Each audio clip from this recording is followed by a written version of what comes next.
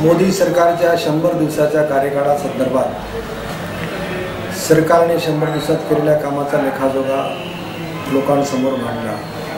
त्याचप्रमाणे संसदेमध्ये त्यांच्यासोबत आम्ही काम करत असताना 100 दिवसात आम्ही आपल्या मतदारसंघातले आपल्या राज्यातले कुठले प्रश्न उपस्थित केले, संसदेमध्ये केलेल्या कामकाजासंदर्भात आणि आपल्या मतदारसंघात या अर्धवार्षिक बजेटमध्ये काय मिळवलं, काय मंजूर केलं या संदर्भातली आपण एक पत्रकार परिषद नुकतीच आता घेतलेली होती।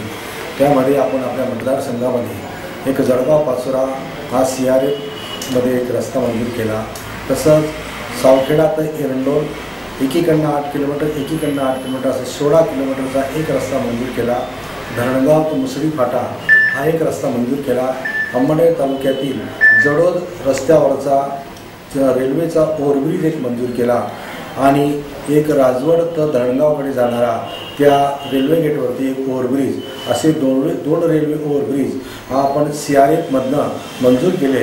त्या मंजूर कामांची प्रत सर्व पत्रकारांना दिली आणि पत्रकारांना सर्वांना त्या संपूर्ण माहिती दिली। मागील अर्धवार्षिक बजेटमध्ये आपण चाळीसगाव ते औरंगाबादपर्यंतचा रेल्वे लाईनचा सर्वे हा मंजूर केला। त्याचप्रमाणे आपली असलेली मागणी चाळीसगाव ते औरंगाबाद हायवे हा व्हायला पाहिजे। बऱ्हाणपूर हा हायवे याची सुद्धा आपण मागणी केली होती।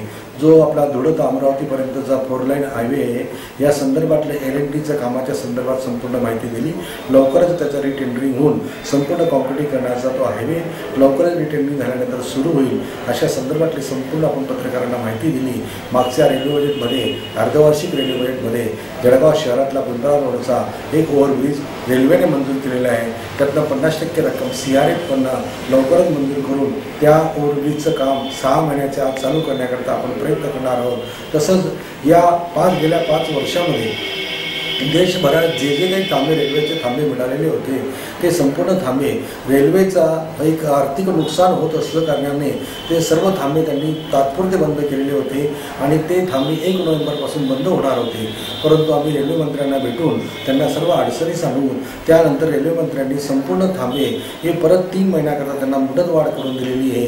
कालच 16 तारखेच्या रेल्वेच्या मीटिंगमध्ये मी गेलेलो होतो आणि त्या मीटिंगमध्ये त्यांना या प्रश्न उपस्थित केल्यानंतर त्यांनी सांगितलं निश्चितपणे येणाऱ्या काळामध्ये आपले असलेले थांबे हे पूर्ववत कायमस्वरूपी करण्याचं काम आपण करणार आहोत आणि नवीन गाडी सुरू करण्याकरता जी आपली मागणी आहे ती आपली मागणी सततची त्यांच्याकडे आहेच, ते सुद्धा लवकरात लवकर आपण नवीन गाडीचं सुद्धा सुरू करण्याचं काम पूर्ण करणार आहोत। नाना, मागील जे काही विकास आलेले होते तर त्यापैकी आता तुम्ही कुठले केलेले नाही विकास काम?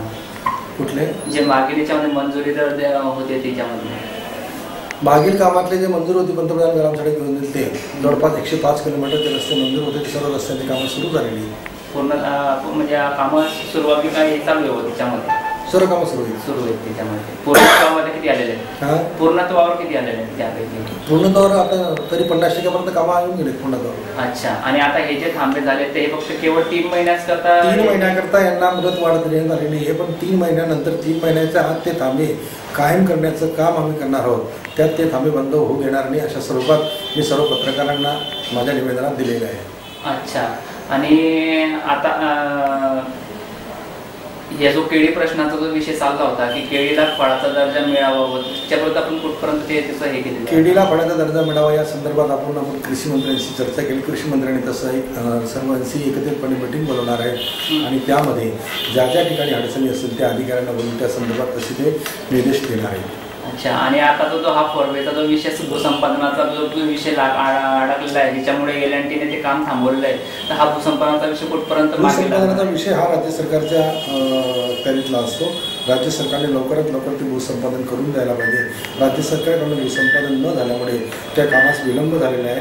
राज्य सरकार सुद्धा लवकर करून त्याप्रमाणे काम सुरू करण्याचा प्रयत्न आहे। पण राज्य शासनात तिथे इंटरेस्ट नाही ना, म्हणूनच तर आज मागच्या वेळेस जो LNTचा जो ठेका होता तो आज 3000 कोटीचा चालला आहे। त्याच्यामुळे काही ठिकाणी भूसंपादन झालेलं आहे, काही ठिकाणी जे राहिलेलं आहे त्या संदर्भात केंद्राने निर्देश दिलेले असल्यामुळे राज्य सरकारला ते काम पूर्ण करावंच लागणार आहे। अच्छा, तर हा प्रश्न कधी कुठपर्यंत मार्गी लवकरच मार्गी लागेल?